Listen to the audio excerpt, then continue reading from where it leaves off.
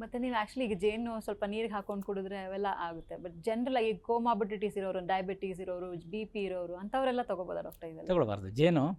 ಜೇನಲ್ಲಿ ಸುಮಾರು 8 ವೆರೈಟಿಗಳನ್ನ ಆಯುರ್ವೇದದಲ್ಲಿ ಹೇಳಿದ್ದಾರೆ. ಅದರಲ್ಲಿ ಒಂದು 3 ವೆರೈಟಿಯ ಜೇನುತುಪ್ಪಗಳು ಹಿಮಾಲಯ ಪ್ರದೇಶದಲ್ಲಿ ಸಿಗುವಂಥದ್ದು, ಮತ್ತೊಂದು ಈ ಬ್ಯಾಂಬೂ ಅದರಲ್ಲಿ ಜೇನು ಹುಳ ಕೂತು ಚಿಕ್ಕ ವೆರೈಟಿ ಬೇರೆ ಜೇನು ಹುಳದ್ದು. ಸೊ ಅದರಲ್ಲಿ ಸಿಗೋ ಜೇನು ಇಲ್ಲಿ ಕೂಡ ಸಿಗ್ತದೆ, ರ್ಯಾರ್ಲಿ ಸಿಗ್ತದೆ, ಅಂದರೆ ಹೆಚ್ಚು ಕಲ್ಟಿವೇಟ್ ಮಾಡಲಿಕ್ಕೆ ಆಗೋದಿಲ್ಲ. ಸೊ ಅಂಥ ಒಂದು 3 ವೆರೈಟಿಗಳು ಮಾತ್ರ ಜೇನುತುಪ್ಪದಲ್ಲಿ. ಅದು ಡೈಜೆಷನ್ ಆದಮೇಲೆ ಮೊದಲು ಸಿಹಿ ಮತ್ತು ಅದರದ್ದು ಒಗರು ಟೇಸ್ಟಲ್ಲಿ ಇರ್ತದೆ ಜೇನುತುಪ್ಪಕ್ಕೆ. ಪೋಸ್ಟ್ ಡೈಜೆಷನ್ ಸಿಹಿ ಆಗ್ತದೆ ಸಾಮಾನ್ಯವಾಗಿ ಜೇನುತುಪ್ಪ, ವಿಪಾಕ ಅಂತ ಹೇಳೋದು ಅದಕ್ಕೆ. ಒಂದು 5 ವೆರೈಟಿ ಜೇನುತುಪ್ಪಗಳು ಸಿಹಿಯೇ ಆಗ್ತದೆ ಡೈಜೆಷನ್ ಆದಮೇಲೆ. ಅದರಲ್ಲೆಲ್ಲ ಶುಗರ್ ಲೆವೆಲ್ ಜಾಸ್ತಿ ಆಗ್ತದೆ. ಹಾಗೆ ಡಯಾಬಿಟಿಸ್ ಇರೋರಿಗೆ ಒಳ್ಳೆಯದಲ್ಲ. ಕಾಮನ್ಲಿ ಅವೈಲಬಲ್ ಹನಿ ಏನಿದೆ ಅದರಲ್ಲಿ ಶುಗರ್ ಲೆವೆಲ್ ಜಾಸ್ತಿ ಆಗ್ತದೆ.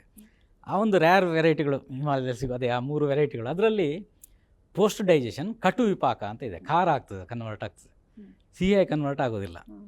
ಅದರ ಟೇಸ್ಟೇ ಸ್ವಲ್ಪ ಬೇರೆ ಇರ್ತದೆ, ಸ್ವಲ್ಪ ಕಹಿ ಖಾರ ಎಲ್ಲ ಇರ್ತದೆ. ಡೈಜೆಷನ್ ಆದಮೇಲೆ ಅದು ಖಾರ ಆಗಿಬಿಡ್ತದೆ. ಹಾಗೆ ಅದು ಶುಗರ್ ಲೆವೆಲನ್ನು ಜಾಸ್ತಿ ಮಾಡೋದಿಲ್ಲ.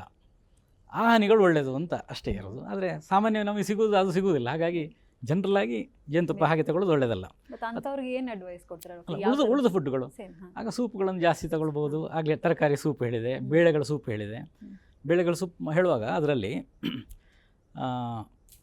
ಸ್ವಲ್ಪ ಪೆಪ್ಪರನ್ನು ಯೂಸ್ ಮಾಡ್ಕೊಳ್ಬೋದು. ಕಾಳು ಮೆಣಸು ಸೂಪ್ ಮಾಡುವಾಗ ಗ್ರೀನ್ ಚಿಲ್ಲಿ ಅಥವಾ ರೆಡ್ ಚಿಲ್ಲಿ, ಹಸಿಮೆಣಸು ಅಥವಾ ಕೆಂಪು ಒಣಮೆಣಸು ಇದನ್ನು ಬಳಕೆ ಮಾಡಿಕೊಳ್ಳೋ ಬದಲು ಪೆಪ್ಪರನ್ನು ಬಳಕೆ ಮಾಡಿಕೊಂಡ್ರೆ ಅದು ಸ್ಟೊಮಕ್ಕಿಗೆ ಇರಿಟೇಷನ್ ಮಾಡೋದಿಲ್ಲ.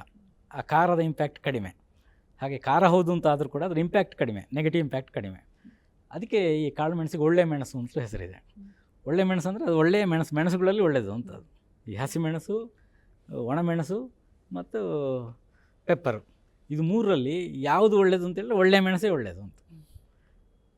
ಹಾಗಾಗಿ ಅದನ್ನು ಸ್ವಲ್ಪ ಹೆಚ್ಚು ಬಳಕೆ ಮಾಡ್ಕೊಳ್ಬೋದು.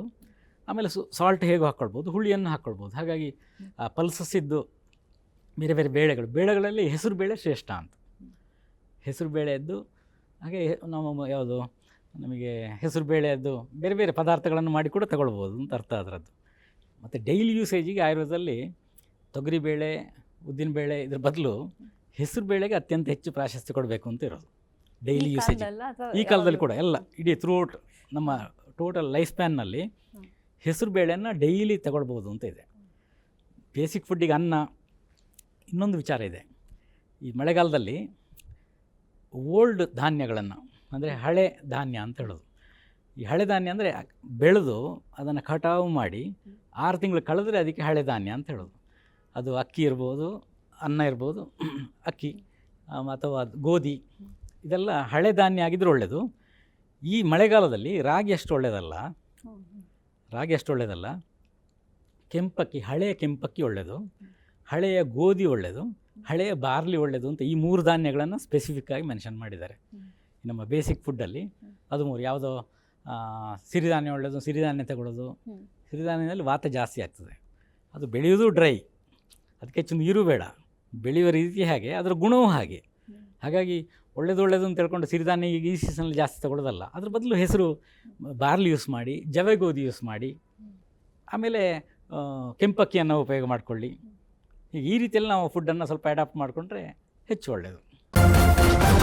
ನ್ಯೂಸ್ ಫಸ್ಟ್, ನಿರ್ಭೀತಿಯಿಂದ ನಿಮ್ಮ ಪರವಾಗಿ.